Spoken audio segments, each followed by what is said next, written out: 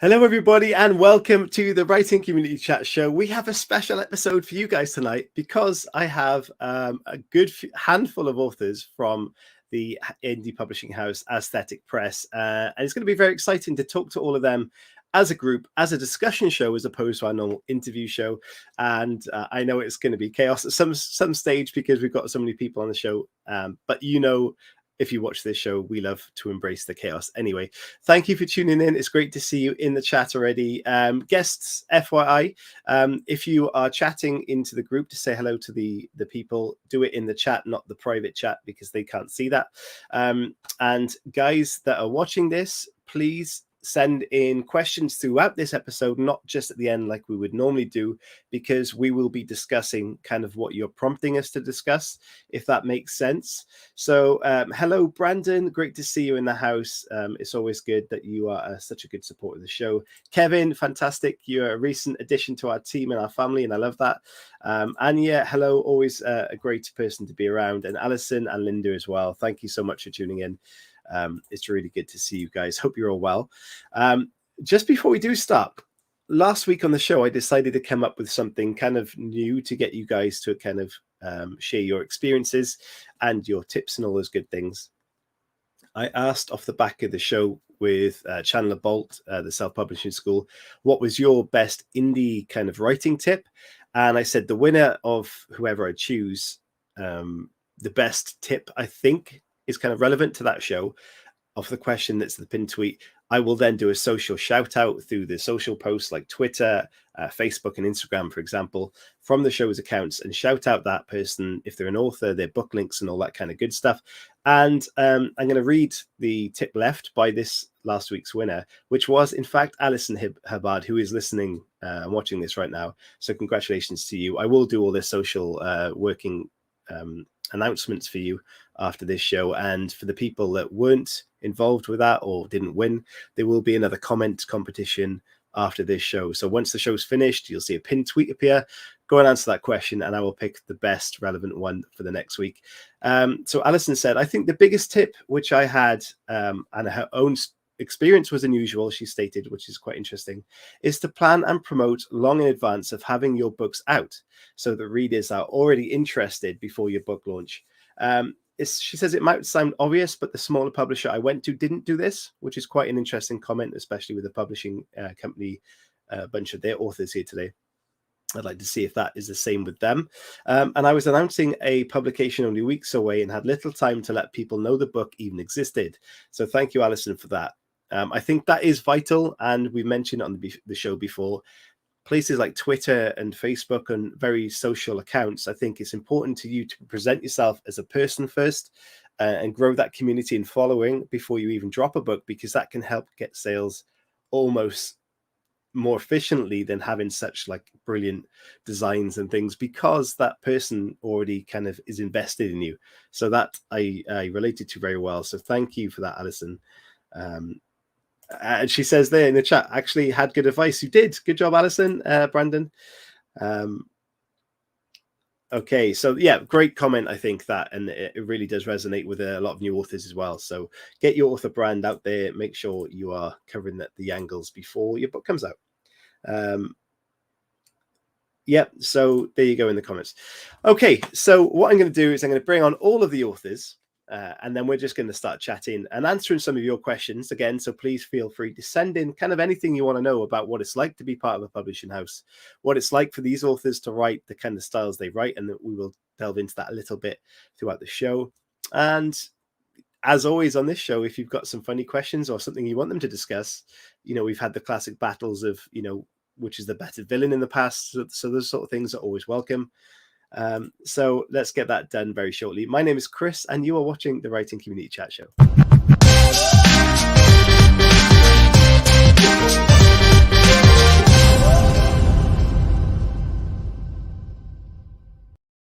So everybody, thank you for tuning in, and it's great to see you all. I think we are one or two short. I'm not entirely sure. Who might be?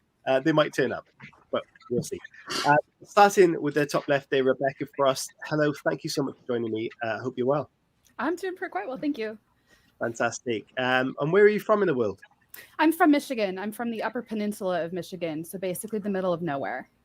The middle of nowhere. Fantastic. And kind of what genre do you write in most? I write thrillers. So Nice. I'm an academic. I write about real life serial killers, and that definitely influences my fiction writing as well. Yeah, fantastic. We all like serial killers on this show. Simon, top right. How are you doing, Simon? I'm very well. Cheers for having me along, Chris. No problem at all. It's fantastic to see you all guys coming together and coming on this show. Simon, I think I detect an Irish accent there. Yes, I'm from just outside Belfast, so I write some locally set Northern Irish thrillers, and I'm sort of writing a few set in America as well. Fantastic. I'm sure we'll get into the research of that and how that compares researching, say, Ireland to America for you, but that's fantastic. Brandon Hayes, down in the bottom left, thank you, sir, for joining us. How are you doing today? Doing pretty well. Hopefully y'all are doing the same. Great stuff. Where are you from in the world, Brandon? I'm from outside of Chicago, so northern Illinois, southern Wisconsin area. Brilliant stuff. And what do you write in? As is the pattern for apparently so far, I write thrillers, horror type of stories. All of the dark things that we love. And is that a couple of cameras behind you or headphones? There's quite a few things in your background that intrigue me. Yeah, headphones. I'm kind of an audiophile in that I probably spend more money on audio equipment than I really should. Kevin says, I love thrillers, and he's already found my favorite on Rebecca. I'm not entirely sure what that means. Gabby, thank you for joining me. And how are you doing? Thanks for having us. I'm doing great. Thanks. And you told us before we came on the show that you're from Mexico. Yeah, I'm from Mexico, like the northern part. I'm from the north. I think probably one of the furthest guests that I've had on this show. So I think that's a first and fantastic as well. Which I was surprised when I asked you what time it is. It was like 1 p.m. So I don't know why I thought that might be later. But very cool. No, it's almost the same as the States. And what kind of writing do you do? I focus more on fantasy, especially like dark fantasy, and also like to write like contemporary fantasy. But yeah, like I'm a sucker for fantasy. Great stuff. And finally, Ada Graves, how are you doing? Hi, I'm great. How are you? Great, fantastic. I love seeing all these people and the chat, enjoying the conversations. But where are you from, Ada? I'm from New York, so nothing too exciting. I'm about an hour from the city, so. Okay. Yeah, I think it's still exciting to live near New York. No? I don't know. Okay, and what kind of writing do you do? So I don't have a specific genre that I write, but I do mostly write YA and new adult stories. I did write a thriller, which is why I'm with Aesthetic Press, but I'm kind of all over the place when it comes to genre. Yeah, I do have a fantastically large email from Aesthetic Press with a lot of what you guys do. And I believe that in there somewhere, there's a few of you that actually have different, not in a bad way, this is a good email. You do a few different genres, you have a few different kind of writing styles, very slightly different genres anyway, and some of you have been parts of other publishing houses as well. So I guess one of the first questions I have, because I was surprised to find out, and I'm assuming you guys know, that you are kind of the first authors of Aesthetic Press, is that right? Yes. Yeah, that's correct. And how did that feel, like becoming the first names that could become, with any business, could become something big? You're like the founders of this, I guess, in that respect, founding authors. I suppose founder's better than guinea pig, but I mean, Yeah. Yeah, definitely sounds better. But how do you feel, Rebecca, for example? Was that something that in your mind you thought perhaps, oh, do I want to be the first, or you think, okay, this is a good opportunity here? I did spend some time thinking about it, because you always have that question. If it is somebody new, what is it going to be like? How is this going to go? So I do have a friend who looked over the contract, and we spent a lot of time talking about it before I made the decision to sign, because it is a question of, okay, it's my debut novel. Like, come on. Yeah, fantastic. And again, I mean, being part of putting your trust in them to take the book forward, how did you feel about that? So far, I think it's going well. It's 2 months until it comes out, so I'm still kind of, doing all the promotional stuff. Yeah, I mean, going back to Alison's tip earlier when she said about having that prior kind of advertisement and author building profile, is that something that you're working on already, or is that the Aesthetic Press kind of helped you with that at all? I already had my website from my other books. I'm previously published with academic presses. So I do have an author website that I started probably a year and a half ago. So I've been doing a lot of my own work already. So when the two of us came together, it was like, okay, I was already established with these things.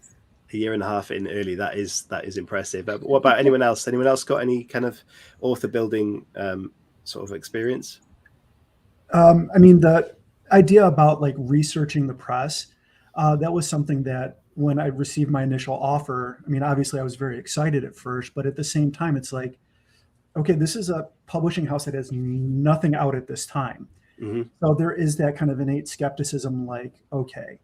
And I spent a lot of time going over the contract, asking friends and family to go over, like, does this look legitimate to you? So there was that skepticism. But to Ivana's credit, the editor-in-chief, I mean, she's been phenomenal about staying in contact. This is what we're going to do. This is the rough timeline. I mean, she's really on top of it, which was kind of nice and alleviated a lot of that like initial apprehension.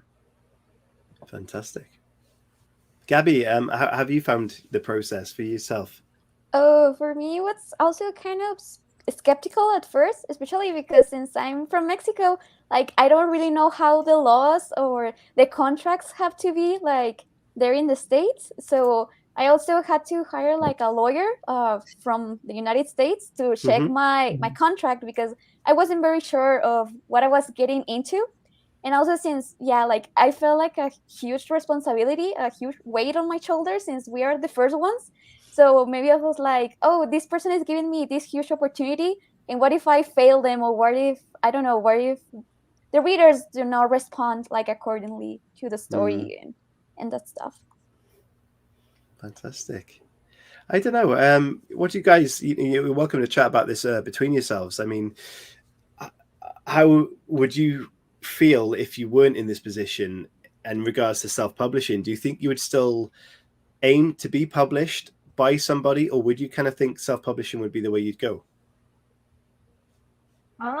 I've always favored self-publishing and self-published authors. I think it's really great, and traditional publishing has been kind of on a decline recently. So I do really like indie publishers and self-published authors. I think it's kind of taking over at the moment. Yep, I agree, definitely. Guys in the chat, by all means, send us in some questions and comments about what you think about that yourselves. So let's talk about the cool side of writing, which is the fantasy, the darkness and the thriller and all of these kind of good things.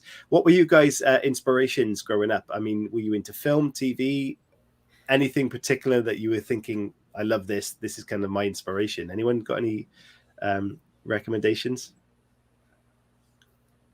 Well, I wrote my dissertation on the history of American true crime, which doesn't sound all that inspiring because it's a dissertation. And you figure that your committee is going to be the only people who read it. So I figure 4 people in the world are going to read this dissertation. And I did research about American true crime from the 1600s through today. I've read so many books about Ted Bundy.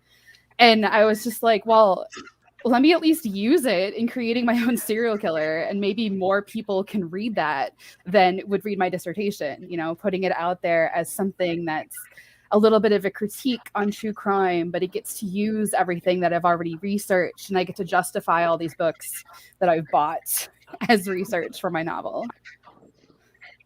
Definitely. I just want to throw in really quick. I think it's interesting that you talked about, as you previewed this, you're like, well, I'll talk about the fantasy and all the cool stuff and the darkness. I love that for this show, darkness is a cool thing. I just want to interject that. Coming up for me, it was very much, there was a viral tweet going around yesterday about the reason why Gen X is the way it is because they all read Stephen King way too early. And being firmly in the middle of Gen X, that's me. I stumbled on horror fiction at a very young age, and for whatever reason, it just grabbed me. So Stephen King, Dean Koontz, I mean, even Clive Barker, as you get to like the darker, like more graphic horror fiction, I was just all about that as a kid all the way up through, well, now, being honest. So that was the big thing for me. Interesting thought that they're going to look at remaking The Shining. Again. What are your thoughts on that as a King fan? Oh gosh. With Paul Rudd of all people. Which I think is going to be oddly fitting. Yeah. Paul Rudd seems like someone who could pull it off. I mean, Nicholson in the original Shining just always seemed unhinged from the get-go. And the decline into madness was supposed to be part of the original story, whereas Nicholson comes in seeing already partly mad at least. So having it go from normal, lovable Paul Rudd to someone trying to murder his family, that'll be interesting to watch unfold. Yeah. It'll be tricky how they do it, to whether they stick with the original or if they sort of take in bits of the film. Because I suppose with Dr. Sleep, they kind of did a bit of a mix of the two, didn't they? Yes. Oh gosh, yes. Yeah. Sorry, I'm a King scholar. That's my other thing that I do. I've had 2 books about Stephen King come out in the past year, so we could really go down this rabbit hole. Oh, really? You know what? Go down the rabbit hole. I mean, Alison said true crime is huge, though people would love that. And I know from being in the podcasting world, anyone who's got a true crime podcast, it just attracts audience because people love to listen to it. One of my favorite podcasts, even though I was never really into true crime, is a true crime podcast. So it's just like, you know, there's something about that world that draws us to it, I think. I've discovered it's one of 2 things. If I tell you I do true crime, you either lean in or you immediately exit the conversation. It's a really polarizing thing. So like my husband just doesn't care, but everybody always asks him, like, do you feel safe in your home? You know, like what happens if you end up murdered? But yeah, I mean, it's one of those that people are either interested, they really want to know more, they want to hear your take on Ted Bundy, or they're like, okay, I need to go right now and not talk to you. It's kind of a bit like writing crime fiction. Just because you write it, people wonder, you know, if you thought that up, you must be something very deviant about you. You know, I think sometimes people assume that your characters are you. I suppose they always are to some degree, but hopefully not too far, especially if they're serial killers or whatnot. Exactly. Like how do you get into the mindset of a serial killer, right? Like what is wrong with me that I can write this guy and he comes across as like realistically creepy? Well, I think one of the most interesting things about a crime writer or a horror writer or anything kind of more in line with the real world is this search history and how you explain that if it was ever scrutinized. Because I can guarantee someone who wrote about murder has Googled how to kill somebody. Yeah, and the thing is that when you search like in Google, yeah, like I remember one time I was searching like poisonous, like I don't know, like ways to kill someone, and like I type it on Google and Google said like, is everything all right, or call this number, and I'm like, no, it's for a book, like. Yeah. Do you need support? Call this number now. Yeah, exactly like that. Well, actually, here I have a question for the other writers. What's the one thing in your search history that you're just sort of like, if my friends and family saw this, they would have me committed? See, my parents are both doctors, and they're used to me calling them up and saying, I need to stab a guy, and he needs to say 3 lines of dialogue before he dies. Where is he being stabbed? So in my family, this is kind of normal. I love that you've gone into that thought process as well. Oh, it's great. No, because they will tell me. Like, my dad's one of my alpha readers, and he's like, sweetie, that's not what happens in a car crash. And I'm like, well, then tell me. Brilliant. Yeah, because you're just right. Sometimes people get hung up on very minor facts. You know, I suppose we all want to get the main facts right. It's one thing that puts me off writing police procedurals, because when we skip out really messing up something, because there'll always be somebody that wants to point the finger and say, oh, there's only actually 3 doors in that police station that you mentioned, or the toilet's actually on the left, it's not on the right. I've come across that a few times. Go on, AD, what about you? You're very quiet over there. Have you got any interesting search history going on? I don't know. I don't usually search on Google. I'll go to books. Okay, I like it. It's less incriminating if anything were to happen. So what about in terms of actual physical research? How many of you have actually gone anywhere to kind of research an area? One of the reasons that I set my book in the Upper Peninsula is because I live here. I mean, there's a few other reasons, being that like people don't really know what it's like here. It's a place where you can actually isolate somebody in the 21st century away from internet and away from phones. And that's been a real learning experience for people who have been reading it. But because I live here, that's why I set it here, right? So it was kind of that way around. My books seem to never take place anywhere I've been. I don't know how it happens. I know the one I'm working on now, I just said Sunset Valley Diner. And then I was like, where would that be? I Googled, and there's like a Sunset Valley, Texas. I'm like, I've never been to Texas, but that's where my book takes place. Do you like Google Street View and you're like, okay, I'm walking down? No, but I should. That's a good idea. That's a good idea. Oh yeah, it's good, and I've got very weird, and like I don't know if you use much of a notebook, but I really need a notebook whenever I'm writing, just for remembering names for one thing, because I always forget the characters' names, and everybody changes their names so many times, and then you get very confused. But even I tend to draw out maps or even the pictures of the rooms, so I can remember what's in it, or what way they'll go this way or that, because you can end up tripping yourself up. Interestingly, Rebecca, I actually did Google Street View when on the second book that I wrote. Actually, this place in Quebec, I've never been there, but it was the same. The exact house I used, the street, and everything was all from Google Maps. It was weird that I did that, but the inspiration must have come from somewhere. I think it's useful. I've read a book that was set in the city I grew up in, and she got something wrong. I'm just like, there is not a mailboxes, etc. right there. Like there's not, right? So since then, I either pick someplace I know, or I'm pretty vague, right? Just a Michigan town, everybody still says Ope and all the Midwesternisms. So it has to be Michigan, but yeah. Okay, it's a great question from Darren. Thank you, Darren, and thank you for tuning in. It says, when considering true crime, how important is it to the guests that the crime is solved? Which is a really good question. Are there any unsolved crimes that intrigue and have inspired the panel? I really like listening to unsolved crime podcasts. And I know there's a few Netflix documentaries. I think there's an unsolved show.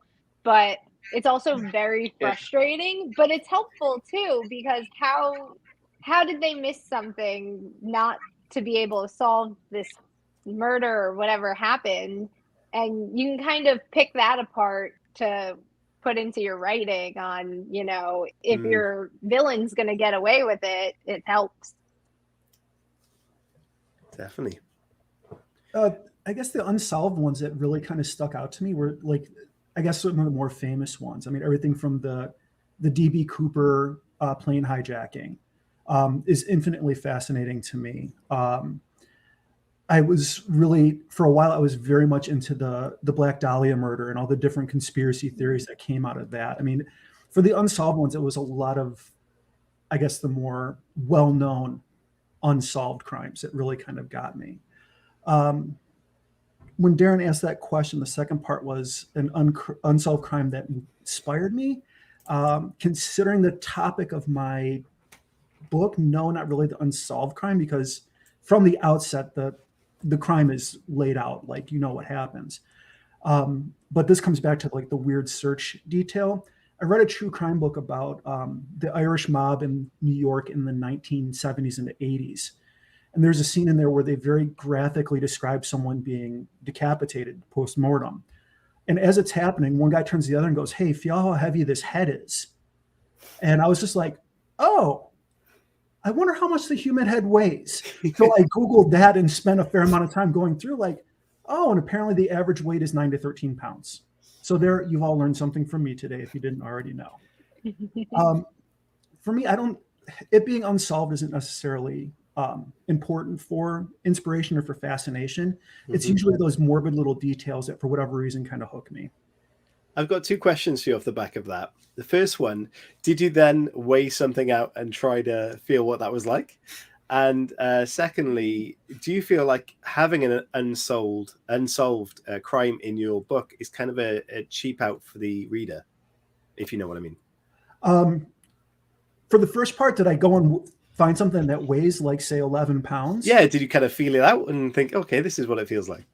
No, I just sort of went, oh, dude, it's a bowling ball. Oh, okay. That makes more sense if you know the weight of a bowling ball, I guess. We all have a bowling ball on our top of our shoulders. Got it. And that was pretty much about it.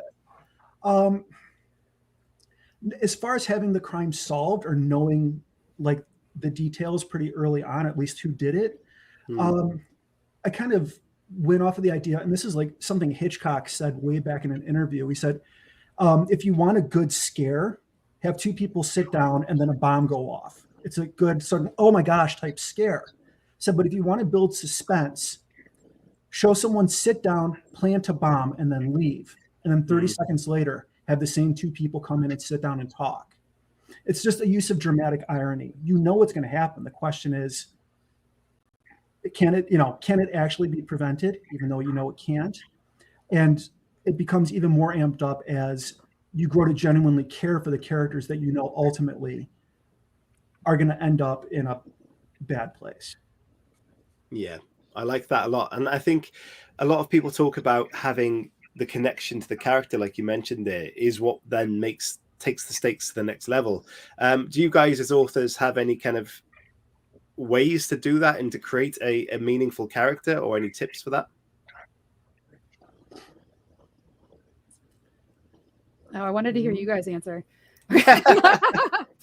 I would say in mine, there's a character who gets killed off, and the way we worked on developing it was showing that character's relationship to my main character. So really how their own relationship changed and was growing.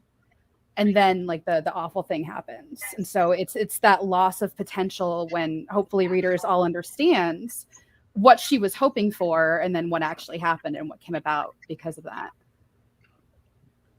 Brilliant. I tend to just make them flawed. Perfect people aren't real, so give them flaws. Simon, were you going to say something? I think often whenever you're, I think just when you're, I know everybody's a little bit different, but often when you have that sort of seed for the idea of a book, you've maybe got an idea for the character, but you probably have a rough idea where they're going to start and where they're going to go to. And I suppose ideally you want them to be on some sort of journey. So whether it's a good journey or a bad journey, I've had some novels where it's really fun to sort of try and see how bad someone can be. They're not that bad at the start. Sometimes it's more fun going that way, the kind of Breaking Bad type of thing. Doesn't have to be someone goes on a positive trip, but I suppose in crime fiction it's quite fun if you make them go through a pretty bad time. What about you, Gabby? In the world of fantasy, does the character development, is it any different to when you would write kind of anything else, or do you? I mean, in fantasy world, the characters can be completely different to kind of a normal human life as well. So how do you kind of adapt that writing? Do you need to do much to change that? For me, it's like the same, I think, because what I like to do when creating a character, even if it's, I don't know, a dragon or from a different species, like what I like to do is like put them in random situations. Like, what would this dragon do in a supermarket? And then I will be like able to understand, like, oh, maybe he will burn only this aisle, or I don't know, maybe he will burn down the liquor, and then all the supermarket will start burning. And so that's actually like my process, even if it's not a fantasy story. Like, I like to apply that same process to all kinds of stories, but also like all you mentioned, like characters with flaws are more relatable to us. So I like to embrace those flaws, because those characters, I like personally have more impact to me than the ones that are like very perfect or that don't suffer. Because like the truth is that we all suffer and we all endure a lot of things, and I think that's more impactful for the reader. Yeah, good stuff. AD, what about you? How do you have any kind of tips for character building? My characters are always, at least my main characters are always based on myself or people that I know. So I kind of take bits and pieces from my personality or someone else's and throw them into my character, and then sometimes I'll mold it differently to the situation that the character's in. So there's that. I base them off of real people. So it's interesting. Has anyone ever noticed that they're kind of part of your fiction? I usually tell people, I'll be like, this character is based on you. I have one character in my book that I am working on, and it's actually, the character is based on 3 of my friends, and I kind of blended their personalities together, and I told all of them. I also told one friend, I said, you're going to die in like chapter 20. I'm sorry. And they were like, cool, but I'm in the book. Yeah, definitely. I let them pick their character names too sometimes. That's interesting because character names for me are a real trip up. Like, I struggle with character names. Does anyone else get that? I hate them. A lot. Like, it's the last thing that I like chose. And also, like, sometimes I already have the story and it's like, no, you have to change this name because like it doesn't quite fit. So I have to change, like, I don't know, in Word, like find all the times that I wrote that name and have to change it. And no, very frustrating. Yep, definitely. Yeah, there's a few people agreeing that they have real people in their books, which is kind of cool. I, in fact, do. My latest novel that's in the works right now, there's a lot of the writing community members that are fans of this show. Their names are mixed up as characters as well, which is kind of cool. They haven't read any of that yet, so that's quite interesting. They all die, so there you go. Okay, so Kevin says, I do the same. Ask them if they could have any names besides the ones they have. What would it be? Do you mean the characters? I mean, what about you guys? Let's ask you. What would you change your name? What would you have as an ideal? Do any of you have pen names, by the way, or are these your real names? It's my real name. My initials, but yeah, my real name. Yeah, I also have my initials, but it's the same name. Yeah, cool. My the first 2 initials are my first and last name, and then the last name Graves is my great-grandfather's middle name. Nice. Graves is good. Yeah, so if you could have an ultimate a change of name, would you have anything in mind that you'd change to? Okay, go. Okay, I say I've got an author character who writes under a pen name that would have been my pen name if I'd used it. So I had one picked out. So it was Ella Donaldson because my dad's name is Donalds, and then my mother's grandmother is Ella. So nice. I put it in my book as her fictional pseudonym. I like that. All of my main characters who who narrate the book, they are always named after something I wish my name was. Come on, some examples.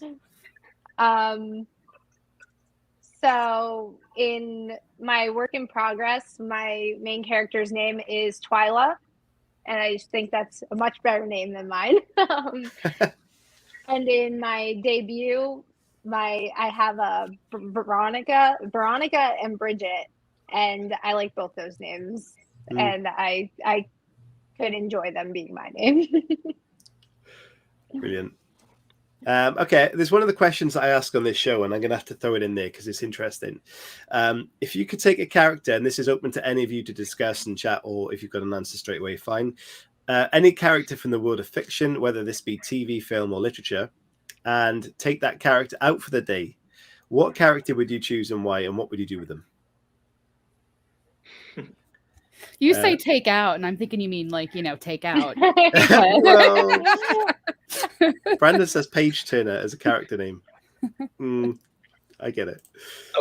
I wouldn't want to go to lunch with Hannibal Lecter anyway. You wouldn't, or would? I wouldn't. He wouldn't go to the same kind of restaurants as me, I don't think. I'd be more worried about his home cooking. Yeah, I was thinking that as long as you're going out, at least he's not serving you in either. Come dine with me. Yeah, come dine with me with Hannibal Lecter would be a good one. But has anyone got any characters that, go on? Nope. I need a minute to think about this. I wasn't expecting that. Yeah, it's kind of tough one. I mean, oof.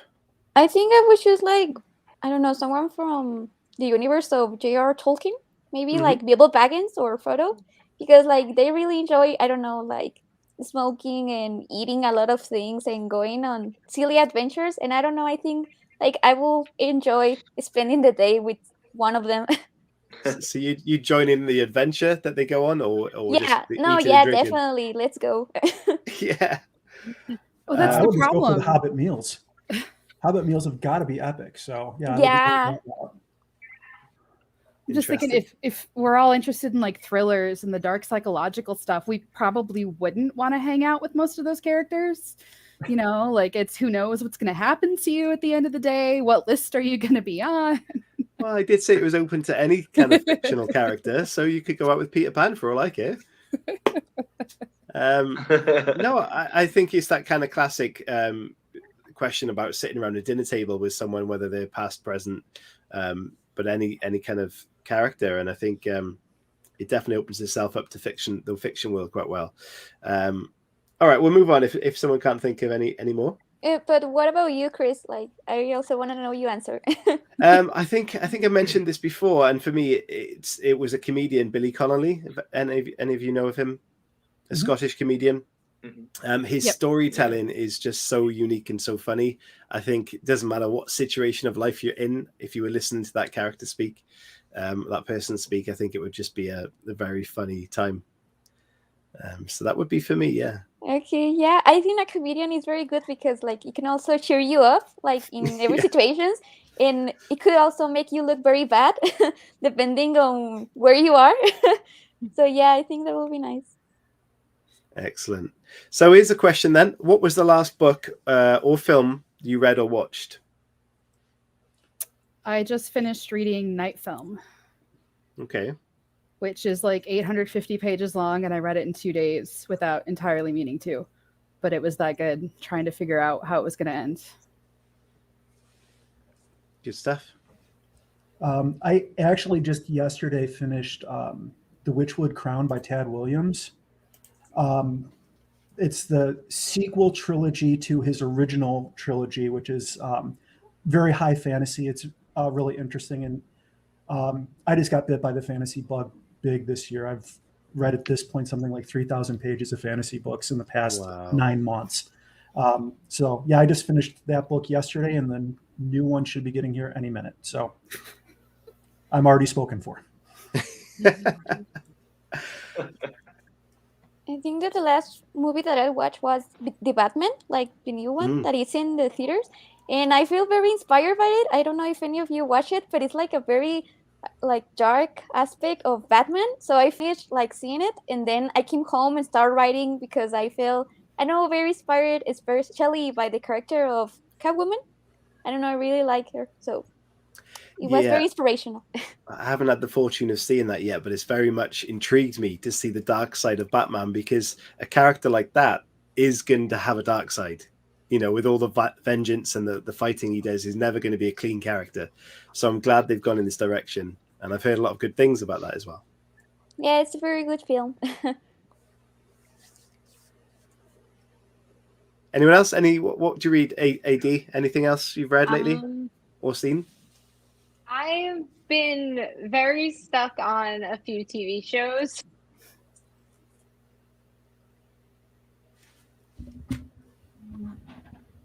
I think we've lost your sound, have we? No? Yes?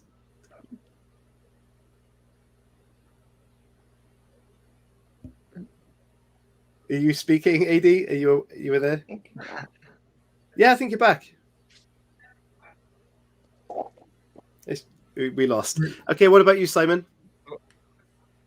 Yeah, recently I've been reading quite a lot of Robert B. Parker novels. If anybody's ever read some of the Spencer books, they're very good. So that's the last one, and then can't remember the last movie, but there's been a lot of good TV recently. I just finished Peaky Blinders there on Sunday. I don't know if anybody watches Peaky Blinders. It just finished. I think it's been 5 seasons. It was a bit of a slow series, I thought, but the last episode was brilliant. You can't talk to me about slow seasons. I'm in the last season of The Walking Dead, which has been going for 12 years. Yes. Me too. Are you still with I it? fell asleep on it last night. I need to restart it after this and rewatch the episode. I felt like I was the only Walking Dead fan in the universe that was still watching it currently. So I'm glad I'm not the only one. In fairness, the last few seasons there were really good bits, but yeah, you have to be hardcore to stick the whole time because there are a lot of slow seasons. Yeah, absolutely. I don't know where AD's gone. She's disconnected. So hopefully she'll come back. I like to ask this question. It was an old favorite of ours on the show.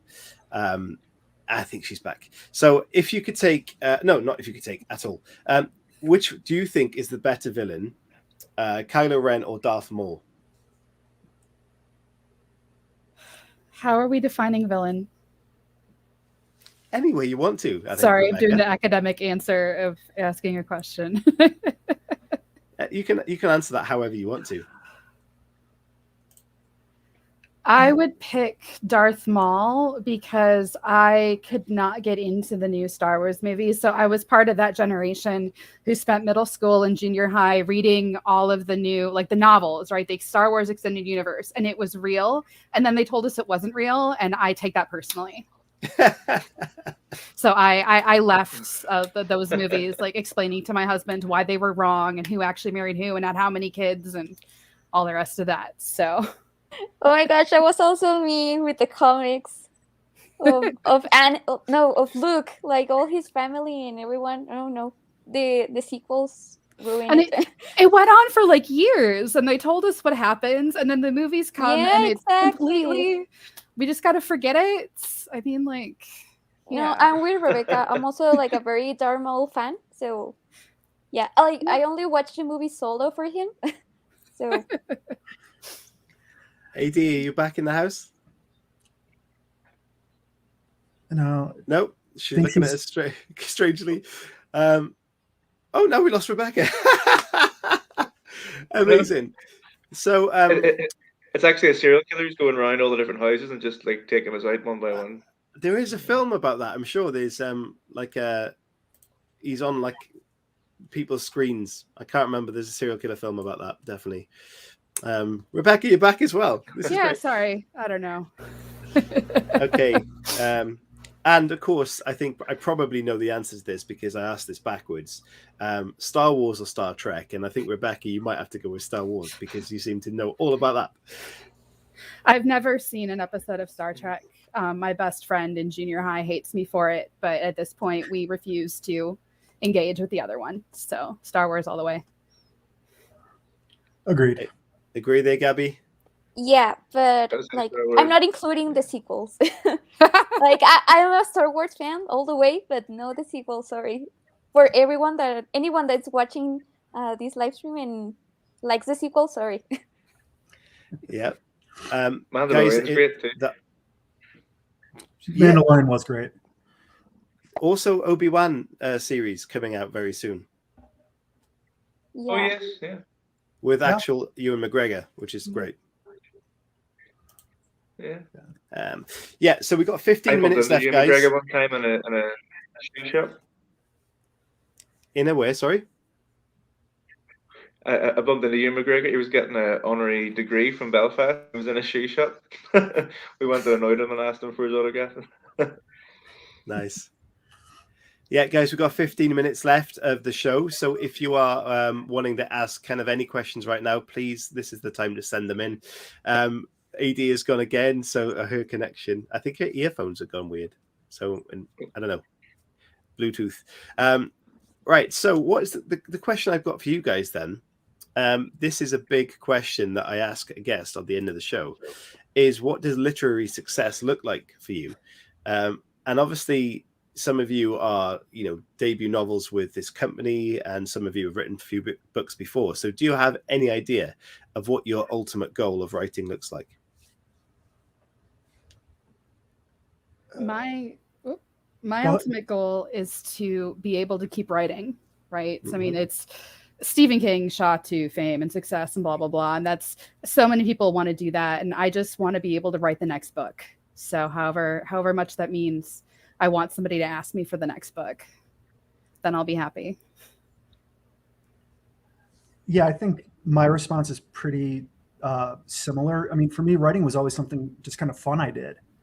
And then almost like on Adara, it was like, yeah, sure, I'll try querying. And I just kind of did that off and on for about a year and a half. And so the fact that someone liked something I wrote enough to invest time and money and effort into, for me, that's a win right there. It's just like, good. Obviously, the cash and prizes would be great, but by no means necessary. Just the fact that someone's interested in something I wrote of this length, yeah, I'm happy with that. Great stuff. What about you, Gabby? Any ideas? Like for me, I think that success is like, well, when I was very little, like when I had a very harsh day or something, like I go to my bookshelf and like pick up a book, a random book, and open it, and I read a page and felt better. And like I don't know, I want that for someone to do with one of my books. Like even if it's just one person, if I can have that impact on someone, like if they're having a bad day and just want to read like a page or even a paragraph of my book and they feel better, even if like the paragraph is very gruesome or I don't know, something terrifying, but if I can cheer them up, like for me that's a success. Like for me that's all I want to have, even if there are very few readers, like to have to create a great impact on them. That's a great goal to have. Simon, what about you? Yeah, I think something similar. There's different. I think you have different goals with every book. This is my sixth novel, I think. So I suppose that's it. You're always kind of feeling like you're hopefully, moving in the right direction, and like you're saying, it's just those kind of positive reviews are always the nicest bit. It's particularly if sometimes you get a really detailed review and you think somebody's really got what you were going for. It's like, yes, even there's at least one person got what I was trying to do. And I think that's it, because goodness knows why we all sit in dark rooms by ourselves for hours and days on end. It's hard to say why anyone was doing it in the first place, but definitely it's nice getting that acknowledgement. Absolutely. And you do look like you're sat in a really dark room. I don't know why, 'cause it's quite bright, but yeah, it looks really dark on the camera. Yeah, you're like a floating head. It's brilliant. Ada Graves, are you back in the house? Yeah. Yes, you're Yeah, back. I got it back. Excellent. Fantastic. Did you hear the question? What does literary success look like for you? Yeah.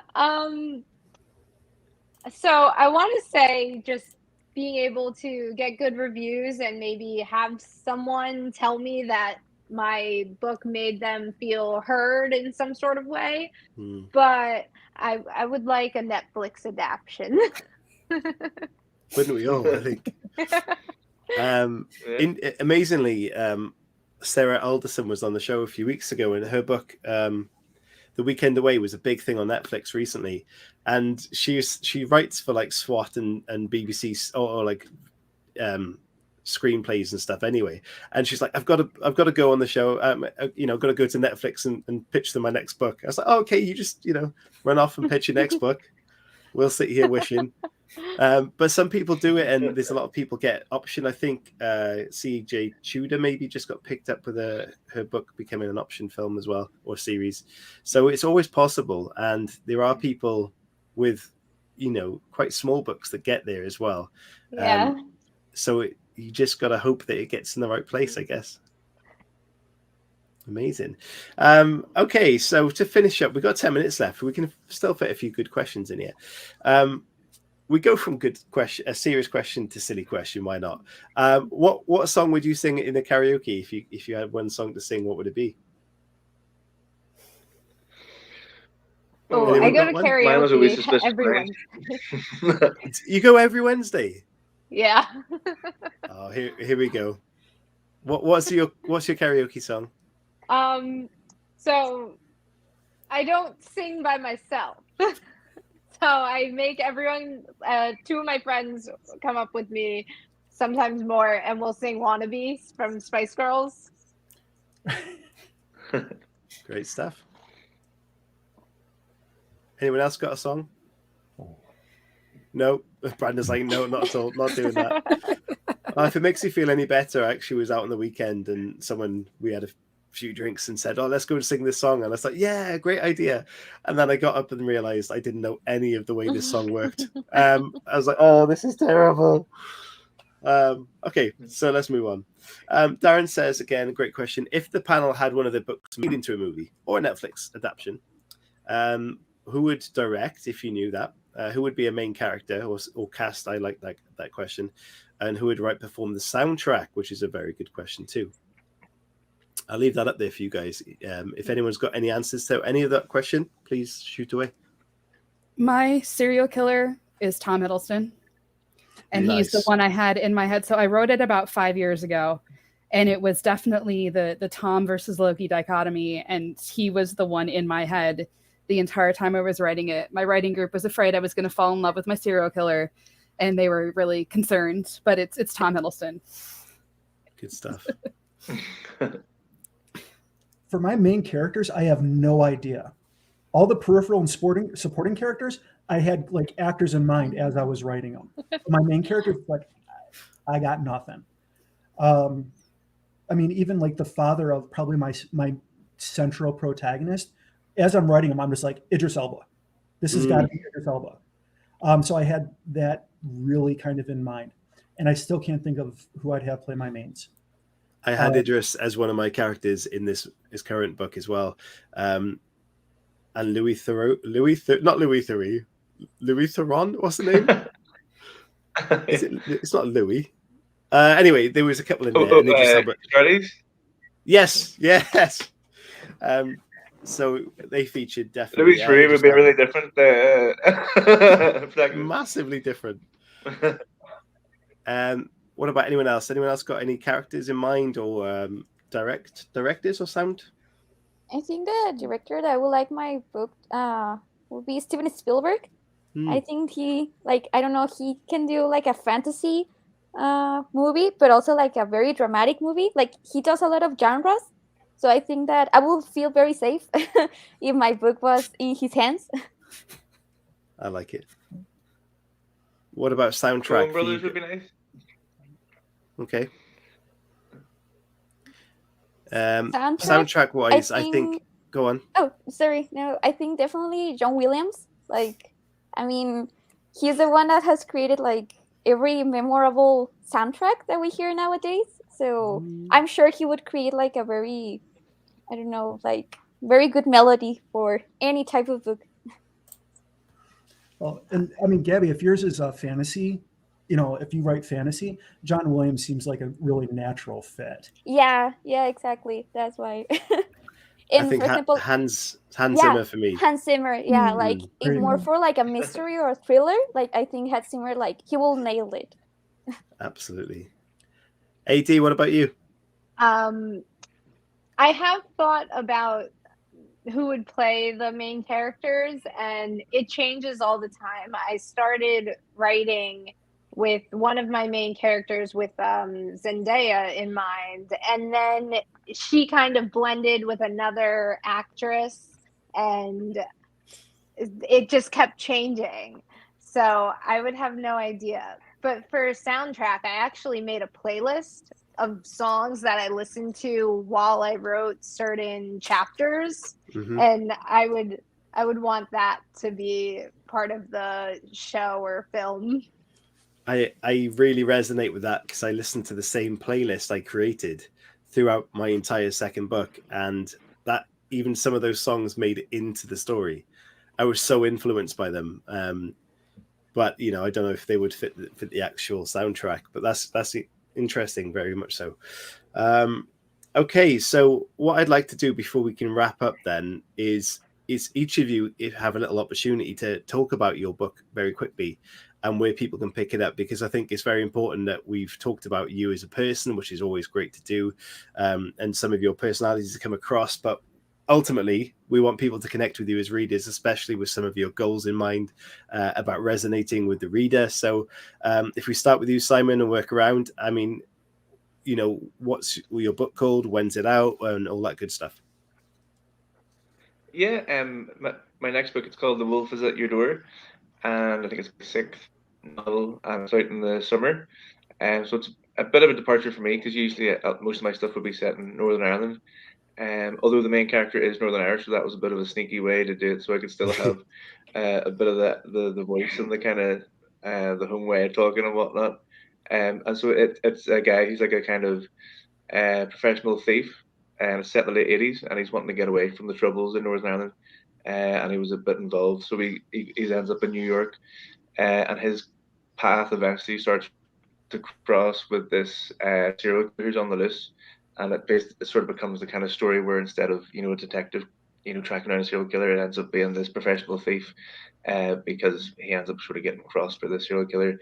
So it's kind of this thief who ends up chasing the serial killer. Amazing. And is there kind of a website they can go to keep an eye on that? Yeah, probably the Aesthetic Press one, and then I'm on most social media and I've got a blog and stuff and whatnot. But yeah, I think the pre-orders is probably going to be in a couple of months. Okay.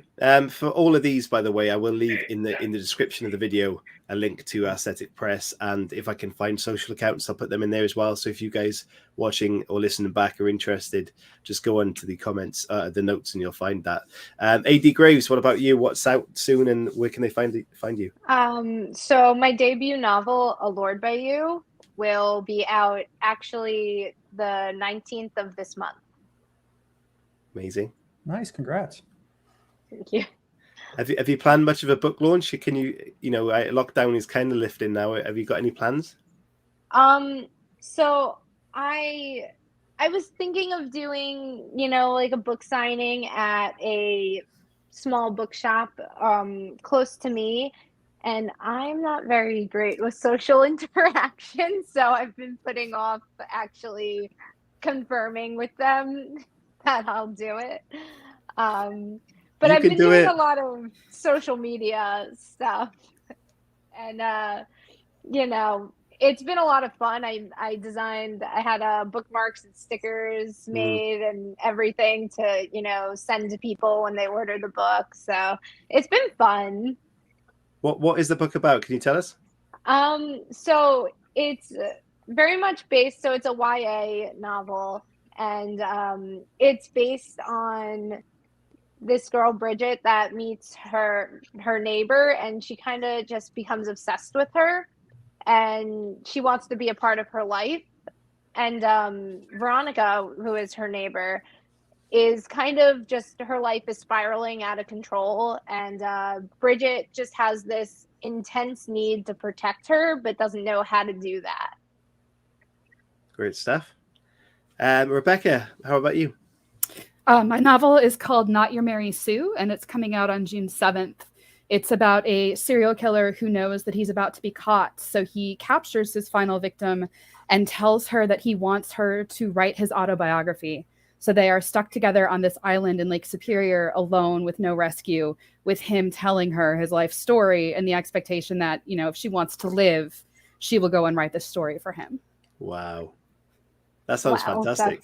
Cool. It's very, it's Ted Bundy crossed with Misery. So, Stephen King, serial killers. Yeah. Oof. Sounds great. Brandon. My book's a little bit farther down the pipeline, I think. I'm slated tentatively for summer of next year, so it's still a little ways off. The way that I had pitched it as I was querying was, it's like Perks of Being a Wallflower meets My Friend Dahmer, if it was written by Gillian Flynn. So it's looking at a group of like young adults who are, basically looking at a transition from high school into college and the work world. And a friend group sort of fractures, and out of that comes a bit of like an actual relationship, but the person who's left kind of on his own finds his thought processes becoming darker and darker and darker until ultimately the two groups are going to kind of end up meeting each other in not the most pleasant of ways. Interesting. Fantastic. And next summer, you think that's going to be due up? That was the tentative timeline I received from Aesthetic when I signed my contract, was looking at June or July of next year. And that's obviously still pretty tentative at this point. Yeah, well, with all of your books that are coming out down the line, just let me know on socials, and we'll do some tweeting about that, definitely. Gabby, around to you. What is your book about, and when's that out? Or if it is out, where can they get it? Oh yeah, it's not still out. It's until likely like December of this year, and it's called The Iron Fist. It's a fantasy story, but it's about a nihilist girl, a woman that has a very low self-esteem, and she tries to find her purpose in her life. The world is divided into 6 different species, and she meets like a group of rebels that wants to unite all those species because they are like at war. So she sets with this group of rebels into like adventures, especially it focuses this book on overthrowing a tyrant. And so that's like it's her journey throughout that adventure. I have a lot of respect for fantasy authors when they put so much into their worlds and think, how do they create such massive universes? So it's impressive. Guys, we have just run over at our hour, and I thank you all so much for joining me. I think there was supposed to be a couple more tuning in with us, but for whatever reason they weren't there, and I'm sure we'll catch up with them at some point. Thank you to you guys and to Aesthetic Press for being part of this, and I'm sure looking at some of the comments, people really enjoyed to see you guys here together and to learn a bit about you guys as well. So again, as I mentioned, if you need any help promoting these books when they do come out, let me know. And for you guys watching or listening back to this, all the links we can give will be in the description. For me, guys, I just want to say, remember to go in the pin comment and leave your tip to whatever question I put down there, and you could be the person we publicize on social media as well. And if you haven't subscribed, please do so. For me, guys, anything from you guys? Anything else? No, all happy? No, thank you so much for having us. Thank you. All good. Thanks very much. Cheers. From us, guys, please stay safe, and we will see you probably next week. Thanks, guys. Bye. Bye.